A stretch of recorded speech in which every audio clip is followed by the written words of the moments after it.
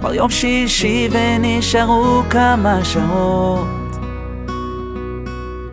כל שנייה עולה ביוקר, לא יכול כבר לחכות. השבת כבר עוד מעט נכנסת, הנרות דולקים עליי, באוויר יש ריח של גן עדן, אני נקי, אני מוכן. Shalom Ouvracha, un shiur spécial Pessah ce soir. On est à quelques jours de Pessah, comme on le sait, et ce Shabbat est surnommé Shabbat Hagadol, sur le grand miracle qui s'est passé au moment de Yetziat Mitzrayim. Comme on le sait, le 10 Nissan, alors les Béné Israël ont vécu un énorme miracle où ils ont pris le dieu des Égyptiens, parmi les dieux des Égyptiens, le Talé. Ils l'ont attaché au pied du lit et ils ont montré aux Égyptiens qu'ils allaient justement l'égorger lorsque arriverait le moment du Korban Pessah. Mais la question qu'on devrait poser, ce Shabbat justement qui est justifié par ce grand miracle, on aurait dû l'appeler Shabbat Hanissim, c'est le Shabbat des miracles et non pas Shabbat Hagadol. Entre parenthèses, Rabotai, on le dit toutes les semaines, toute la bracha qu'on reçoit dans la semaine à venir, elle provient du Shabbat qui la précède. Et tous les Shabbatot de l'année reçoivent leur bracha de Shabbat Hagadol. Et donc ici, pourquoi on ne l'appelle pas plutôt Shabbat Hanissim? Parce que, écoutez bien que les Béné Israël, ils étaient pris par les idoles des Égyptiens, Elu Ovdei Avodah Zara, Velu Ovdei Avodah Zara, bien qu'ils avaient une grande peur, les Égyptiens voulaient en tout cas les tuer, bien qu'ils avaient, en tout cas ils essayaient d'avoir une foi totale envers Hachem, alors ici, les Béné Israël, ils ont montré une grandeur qui était spirituelle.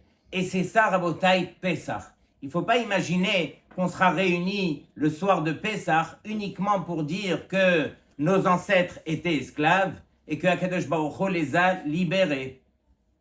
Tout le contexte qu'on va justement raconter, puisque tous les soirs de l'année, il y a une mitzvah de rappeler la Yetziat Mitzrayim, mais le soir de Pessah, il faut s'attarder à raconter dans les moindres détails au point d'en arriver à le vivre. Alors à Botaï, il ne faut pas s'imaginer que le but est encore une fois d'arriver, la conclusion c'est de dire ça y est aujourd'hui je suis libre. Ça n'a rien à voir, il faut réaliser au contraire que nous en tant que Ben Israël, Akadosh Baruch Hu nous a fait sortir de Mitzrayim, non pas uniquement pour nous libérer de l'esclavage, mais pour nous permettre surtout, comme il est écrit dans la tfila de Pessah et dans les Shalosh Regalim, il est écrit là-bas, Ata behartanu mikol haramim, tu nous as choisis parmi les peuples, veromamtanu mikol aleshanot, et tu nous as élevés justement grâce à toutes ces mitzvot que tu nous as accordé de faire. Donc Rabotai, le but pour Hachem de nous avoir fait sortir d'Égypte, de nous avoir libérés, c'était justement pour obtenir cette grandeur de devenir les enfants d'Hachem, béni Bechori Israël, grâce à toutes ces mitzvot, Asher, Kidashtanu bemitzvotecha, tu nous as sanctifiés par tes mitzvot. Donc Rabotai, c'est exactement le point qu'on va essayer de développer ce soir. Si je vous pose la question, quel est l'emblème justement de ce qu'on va déguster pendant la fête? C'est la matzah. Mais la matzah représente quoi, Rabotai? Est-ce qu'elle représente d'un côté, elle représente l'amertume, elle représente l'esclavage, elle représente un petit peu tout ce côté gris des difficultés qu'on a vécues en Égypte, ou bien non, on dira que la matzah, c'est la libération, c'est le fait d'être sorti d'Égypte et d'être libre. La matzah, où est-ce qu'elle se situe exactement? Et lorsqu'on réfléchit, on voit que finalement, il est écrit dans la Haggadah clairement, Halachma Anya, Diachalu Avhatana Be'ar'a de Mitzrayim. Donc c'est le pain que nos ancêtres ont mangé en Égypte qui représente justement l'amertume, qui représente un petit peu la servitude, tout ce côté qui est très difficile. Le Maharal, il dit que très difficile pour l'homme de distinguer c'est quoi être libre. Tout le monde cherche à être libre, tout le monde s'imagine qu'il est libre. Mais le Maharal, il nous rappelle à l'ordre, il nous dit, mais être libre, lorsque je vois un riche et un pauvre, alors lequel est plus libre? Comme on le sait, il y a souvent le pauvre qui serait à la limite plus libre que le riche.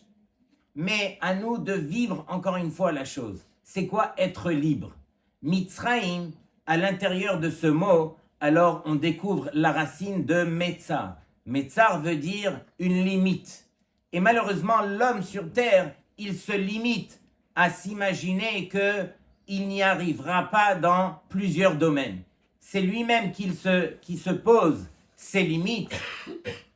Vient le jour de Pessah, où Akadosh Baruch Hu, il nous donne le mérite justement de sortir de ses limites et justement de pouvoir passer, comme son nom l'indique, Pessah, Akadosh Baruch Hu, il a passé au-dessus des maisons des Béné Israël. De même, à Pessah, Akadosh Baruch Hu, il nous permet à nous justement de passer de quoi? Passer de notre niveau. Le niveau qu'on a au travers de toute l'année, Hachem nous permet de le dépasser et de le dépasser de façon gratuite. Écoutez bien ce qui est écrit au nom du Rav de Slonim.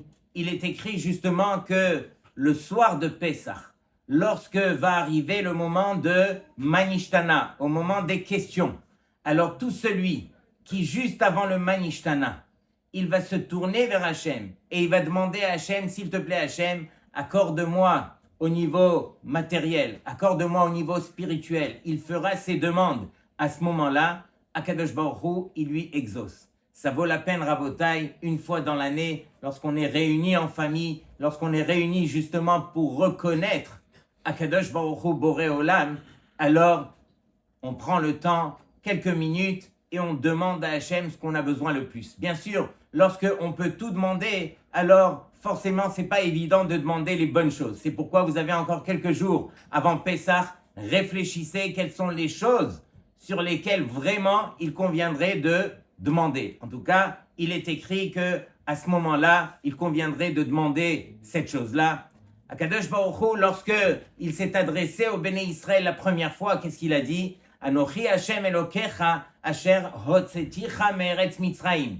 Donc, il a fait dépendre quelque part le fait de se dévoiler devant les Béné Israël par Yetziat Mitzrayim, par la sortie d'Égypte. Or, Hachem aurait dû le faire d'une façon beaucoup plus spectaculaire, beaucoup plus grande. Anochi Hashem Elokecha Asher Barati Shamaim Vaaretz. Je suis l'Éternel ton Dieu qui a créé le monde. Pourquoi est-ce que tu as fait dépendre justement de Yetziat Mitzrayim? Alors, Abotai, tout ce que Hachem nous enseigne, alors bien sûr, ce sont des enseignements qui sont propres à nous. Et donc, Hachem, lui, qu'est-ce qu'il nous enseigne?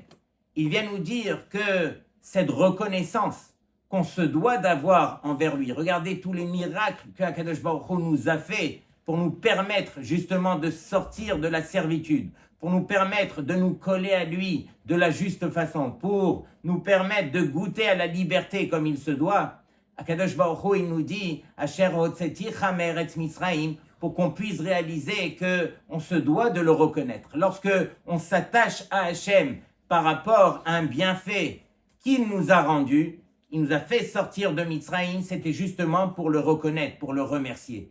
Et c'est ça le but justement de Pessah. Où à Pessah, on est tous réunis encore une fois pour reconnaître Hachem, pour remercier Hachem, pour vivre un petit peu ce moment qui nous a permis de faire. Mais Rabotai, chaque année, on se retrouve bien sûr en famille et on prend le temps, Baruch Hashem, de le faire comme il se doit, de raconter Yetziat Mitzrayim. Mais qu'est-ce qu'on va raconter de plus, encore une fois, cette année? Une fois qu'on a ouvert les Haggadot, qu'on a goûté au Midrashim, qu'on va raconter les histoires telles qu'on a l'habitude de les raconter chaque année, alors qu'est-ce qu'on va bien pouvoir rajouter cette année? le Rav Yitzhak Elchanan Spector, il ramène un machal, un très beau machal. Il dit une fois, il y avait des juifs qui devaient prendre le bateau et partir un long voyage de 2 semaines en bateau. Au milieu du voyage, alors on peut l'imaginer, le bateau qui commence à bouger de tous les côtés au point de presque chavirer, de couler. Et donc, dans le bateau, comme on le sait, il y a souvent différents types de personnes. Et donc, parmi eux, il y avait des pauvres qui, eux, étaient dans la soute. Et donc, ces pauvres-là, ils se retournent vers Hachem. S'il te plaît, Hachem, sauve-moi. Et il y avait ceux qui étaient en classe économique, les moyens. Et donc, eux aussi, Hachem, sauve-moi. Et il y avait bien sûr les riches qui étaient en business. Et donc, eux aussi ont prié. Mais en fin de compte, lorsqu'ils ont été sauvés, alors, bien sûr que le pauvre va remercier Hachem. Mais il va le reconnaître uniquement à son niveau. C'est vrai que moi, sur terre, je souffre, je suis pauvre, j'ai peu de moyens. Et donc, je vais reconnaître Hachem uniquement à ma mesure. Ceux qui sont moyens aussi à leur mesure, eux aussi, ils ont un peu plus de moyens pour pouvoir reconnaître Hachem. Et ceux qui sont riches, qui ont tout, qui ont vraiment les biens, qui sont mariés, qui ont les enfants, et donc ceux-là, bien sûr, vont reconnaître et vont remercier Hachem à un plus haut niveau. Et donc, Rabotai, c'est exactement ce qu'on devra apprendre à faire le soir de Mitzrayim, où bien sûr on sera réunis. On va répéter à peu près les mêmes choses. Mais le but n'est pas de répéter les choses. Le but est de pouvoir les vivre. Quelqu'un qui vit la chose, il comprend combien ça fait partie de sa vie. Il comprend combien, alors, il est rattaché à Hachem, à la liberté que Akadosh Baruch Hu nous a accordée. Chaque année, on le répète, Bechol Dor Vador, Chayav Adam. Chaque génération, alors l'homme, il est obligé de quoi? De reconnaître Hachem, de remercier Hachem. Rabotai, le fait de remercier fait partie du clan d'Israël. C'est une des bases du clan d'Israël. Le Rav Ovadia Yosef, il ramène dans sa Haggadah, il ramène les paroles de Rabbi Elazar, le fils de Rabbi Shimon Bar Yochai, qui lui pose une énorme question. Qui lui dit, mais Gvoda Abba, Rabbi Shimon Bar Yochai, il lui dit, mais je pense à un machal d'un médecin qui lui, alors en sortant de chez lui, il a pris sa voiture et sans faire exprès, il était pressé, il a écrasé le pied de son voisin. Et donc, il sort de sa voiture, il court vers le voisin, il le prend dans sa voiture, il l'amène à l'hôpital, lui-même lui fait l'opération, il s'occupe de lui, il le guérit comme il peut, il reste avec lui jusqu'à la fin. Est-ce que, à partir de là, une fois qu'il a été guéri, est-ce que ce voisin doit remercier le médecin, oui ou non? Et donc, quelque part, la question, elle est, mais sûrement qu'il doit le remercier. Mais il pourrait lui dire, mais cher voisin, tu aurais dû faire attention, ne pas m'écraser le pied, ne pas me guérir, ne pas m'emmener à l'hôpital, ne pas faire tous ces efforts, et je n'aurais pas à te remercier. Et donc, nous, chaque année, Rabotai, alors, on ressemble quelque part à ce malade, où on se retourne vers Hachem, et on dit à Hachem, mais Hachem, on te remercie de quoi? Il valait mieux ne pas nous faire descendre en Égypte, ne pas nous rendre esclaves, ne pas nous faire souffrir, pour que, en fin de compte, qu'on ait à te remercier, à te reconnaître. Pourquoi traverser tout cela pour qu'en fin de compte, on ait justement l'obligation de te remercier? Valait mieux, encore une fois, ne pas descendre en Égypte et ne pas être esclave. Sur cela, Rabotai, il faut que ce genre de questions, elles puissent vraiment traverser notre esprit de manière claire pour que, enfin, on puisse dépasser ce genre de questions qui ne veulent presque rien dire à la limite. Le Magid Miduvna, il ramène la Gemara dans Brachot, qui dit qu'il y a 3 choses sur lesquelles, alors, les Béné Israël ne peuvent les acquérir qu'au travers des souffrances. C'est uniquement au travers des souffrances, justement, qu'on pourra acquérir ces 3 choses-là, qui sont Torah, Eretz Israël et Olam Haba. Et donc, Rabotai, les Béné Israël qui, malheureusement, Akadosh Baruch Hu les a fait descendre. Où est-ce qu'il les a fait descendre? il a fait descendre Bekoura Barzel en Égypte. Il y avait énormément de raisons pour Hachem de faire descendre les Béné Israël, de les faire souffrir quelque part, pour que ces Béné Israël, ils reconnaissent c'est quoi servir un roi, pour qu'en fin de compte, qu'ils puissent choisir de servir Akadosh Baruch Hu. C'est ça le but. Le but, on est descendu en Égypte. Il nous a fait souffrir, mais il nous a fait souffrir justement pour qu'on puisse le reconnaître à sa juste valeur. Et donc, nous, les Béné Israël, chaque année, encore une fois, alors on se rappelle toutes ces choses-là parce que ça fait partie de notre existence. Comme on a dit au début, Hachem ne nous fait pas sortir d'Égypte pour qu'on soit libre et qu'on se rappelle justement de ce moment-là. Hachem nous a fait sortir d'Égypte pour qu'on puisse justement s'élever à se coller à lui et pouvoir accomplir sa volonté. Et cette volonté-là, c'est notre preuve que justement on est libre. On a choisi de le servir et on a choisi de le servir comme nous, on veut le servir. Chacun, il a sa façon de servir Hachem et c'est ça la vraie liberté. C'est d'apprendre à servir Hachem comme nous, on a envie de le servir. Il est écrit aussi que, puisqu'on est dans une période qui n'est pas évidente, on est dans la période où on parle de la libération, la Géoula finale. Comme on le sait, Akadosh Baruch Hu, lors de la libération d'Égypte, alors il est écrit là-bas qu'on était obligé de sortir avec précipitation. Kilo bechipazon tetseu. Mais dans la Géoula finale, écoutez bien ce que le Navi Yesharia nous enseigne. Alors à partir de là, on pourra sortir de manière sereine. Kilo bechipazon tetseu. Vous ne sortirez pas avec précipitation lors de la Géoula finale. Ubimnusa lo telechun. Qui holech lifnechem Hashem, parce que Hashem, il marchera devant vous, ou measifrem Eloké Israël, c'est lui qui va vous réunir, vous rassembler pour vous permettre de sortir de la manière la plus sereine. Alors il est vrai, Rabotai, que le plan d'Hachem, au départ, lorsque on devait sortir d'Égypte, son plan était justement qu'on puisse sortir Bechipazon. Bechipazon qui veut dire avec précipitation. Mais encore une fois, c'était pour permettre à son peuple de justifier combien ils étaient prêts à suivre Hachem. Il y a 4 appellations de cette fête qu'on connaît. Cette fête s'appelle Chag HaAviv, c'est la fête qui est fêtée au printemps. Chag Cherutenu, c'est la fête de notre libération. Chag HaMatzot et Chag HaPesach.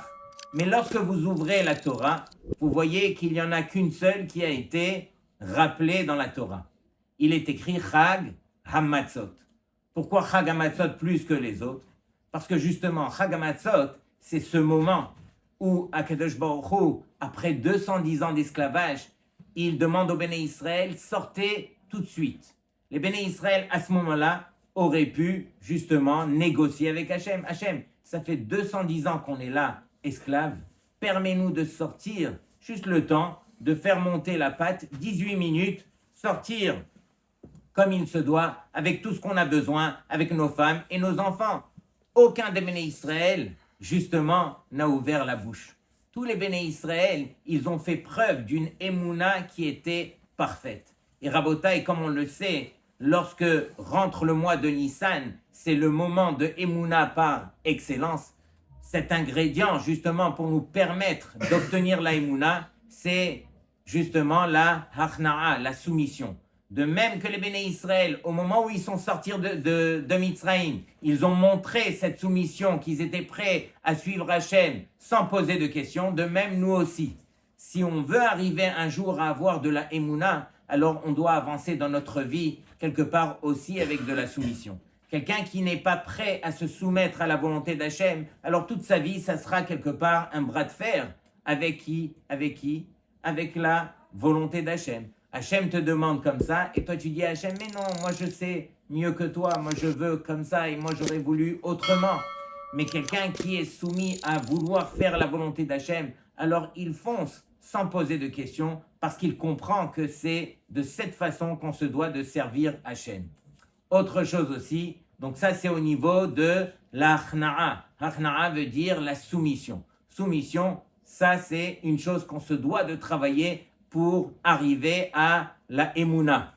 Autre chose, comme on a dit tout à l'heure, cette fête aussi bien sûr s'appelle Pessah, parce que pendant cette fête, celui qui est prêt à suivre Hachem, Hachem lui permet justement, Passach lui permet de sauter de niveau et d'atteindre des niveaux qu'il n'aurait jamais obtenus. Rabotai, lorsque Akadosh Baruch Hu, il a fait sortir les Béné Israël, alors il a choisi de les faire sortir en 10 mois avec un shiur que lui s'est donné, avec un cours que lui s'est donné, un cours de Emouna. Ce cours de Emouna, Rabbi Yehuda, le Tana Rabbi Yehuda dans la Haggadah, il nous le traduit au travers de Simanim. Il nous dit Detzach, Adash, Be'ahav. C'est quoi les Simanim? Ce sont des Rachetevot. Detzach, c'est Dam Sephardé Akinim, et ainsi de suite. Ce sont des Rachetevot. En quoi ce sont des Simanim? Akadosh Baruch Hu, il dit comme ça. Il dit, au travers de la punition que je vais infliger à Paro et aux Égyptiens, alors je m'adresse aux Béné Israël. Et les Béné Israël, comme on a dit au départ, ils étaient descendus à un niveau tellement grave qu'encore un instant en Égypte, alors ils auraient flanché et ils seraient restés en Égypte. C'est pourquoi Hachem a dû les faire sortir avec précipitation. À la Géoula finale, Hachem nous construira de manière telle qu'on n'aura pas à se précipiter pour sortir. Mais regardez bien le secret. C'est que Hachem, lui, s'adresse aux Béné Israël et il leur dit « Je vais vous envoyer les 3 premières makot des tzach » parce que Akadosh Baruch Hu, il témoigne dans la Torah les Ma'an Teda afin que tu saches qui Ani Hachem, que je suis Hachem. Hachem a voulu d'abord se dévoiler d'une manière parfaite pour que les Béné Israël n'aient plus justement de safek, de doute dans leur tête. Ils savent qu'il n'y a qu'un seul Dieu sur terre. Au travers des 210 ans d'esclavage en Égypte, alors eux aussi malheureusement, ils ont été influencés par toutes ces idoles, cette idéologie de l'idolâtrie qu'il y avait en Égypte. Et Akadosh Baruch Hu, il a voulu enrayer cela, les Ma'an Teda qui Ani Hachem. Et donc les Béné Israël, au travers des 3 premières makot qu'ils ont vues, alors ils ont pu témoigner qu'il y avait un seul Dieu qui gérait ce monde. Ensuite, la deuxième partie, Adash, Akadosh Baruch Hu, il témoigne dans la Torah, les Ma'an Teda qui Ani Hachem bekerev haaretz, afin que tu saches que je suis Hachem à l'intérieur de la terre. Ça veut dire quoi? Qu'il y a une ashgacha pratit, que dans les moindres détails, ce monde est géré par Akadosh Baruch Hu. Encore une fois, les Béné Israël étaient témoins à ce moment-là, dans les moindres détails, que cette nature était gérée par Hachem. Une fois qu'on a fini Adash, il y a eu les 4 dernières makot, Be'ahav. Akadosh Baruch Hu témoigne encore une fois dans la Torah, Ba'avur Teda ki en kamoni bechol haaretz, afin que tu saches qu'il n'y a personne comme moi sur terre. Et donc c'est vrai que Hachem, il aurait pu faire un plouf pour faire sortir les Béné Israël d'Égypte et pour tuer Paro et les Égyptiens. Et encore plus profondément, chaque Maca, comme on le sait, elle n'a duré que pendant 1 semaine avec 3 semaines de répit. 1 semaine et 3 semaines de répit. On aurait dû faire sortir les Béné Israël ne serait-ce que par une seule Maca qui aurait duré 2 semaines, 3 semaines. Imaginez 3 semaines sans eau, rien que du sang. Tous les Égyptiens seraient morts et on aurait terminé. Mais encore une fois, le but d'Hachem était de pouvoir faire sortir, avant de faire sortir les Béné Israël d'Égypte, de faire sortir l'Égypte qui était à l'intérieur des Béné Israël. Et c'est ça le but. Le but pour nous aussi, le soir de Mitzrayim, qu'est-ce qu'on va raconter? On va raconter au point de vivre et de se voir justement esclaves. Et malheureusement, on est aussi esclaves. À l'intérieur de nous, il y a, dans chacun de nous, il y a une partie de Mitzrayim qui est à l'intérieur de nous. Cette limite que chacun se trace, à Kadosh Baruch Hu, le soir de Mitzrayim, pendant qu'on va raconter, on va demander à Hachem, s'il te plaît Hachem, fais-nous sortir aussi du Mitzrayim qui est à l'intérieur de nous. C'est uniquement de la sorte qu'on pourra justifier ce que la Haggadah nous demande, que chacun doit se voir comme s'il était lui-même esclave en Égypte. Ça veut dire quoi? Chacun doit se voir sortir de son Mitzraïm qui lui est personnel. Rabotai, c'est un travail qu'on se doit de faire. Arriver le soir de l'El Seder, qui est, comme on le sait, une des nuits les plus élevées de toute l'année, alors on ne pourra pas arriver avec 50 Haggadot et les ouvrir le soir du Seder et essayer de voir qu'est-ce qu'on dit sur ça, et on va perdre le temps, etc. Prenez le temps maintenant, ouvrez les Haggadot et essayez de trouver des petites choses, mais pas des grands chidushim, des petits chidushim, des petites histoires, des choses qui vont nous permettre de vivre la chose. Si je devais inviter à votre table quelqu'un, un énorme Talmid Chacham qui connaît tous les midrashim de Yetziat Mitzrayim, ou bien un juif pachout qui a vécu au temps de Yetziat Mitzrayim, qui j'aurais invité? J'aurais invité ce juif tout simple qui a vécu les choses. Pourquoi? Parce que le but, c'est encore une fois de pouvoir vivre la chose. Et donc n'arrivez pas le soir du Seder avec combien et combien de chidushim, venez avec des choses qui vont marquer au point de ressentir qu'on vit la chose. Pesach Kasher Vesameach, et profitez bien justement de l'El Seder.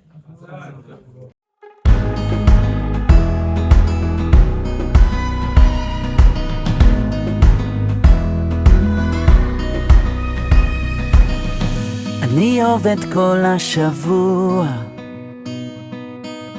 הראש מלא במחשבות, אני עייף ולא רגוע, והימים רודפים לילות. ברוך השם אני בסדר, אבל קשה שלא לדאוג. אני אומר תפילות בסתר, יש לי בלב תקוות גדולות. היי, מה קרה לי? כבר יום שישי ונשארו כמה שעות, כל שנייה עולה ביוקר, לא יכול כבר לחכות. השבת כבר עוד מעט נכנסת, הנרות דולקים עליי, באוויר יש ריח של גן עדן, אני נקי, אני מוכן.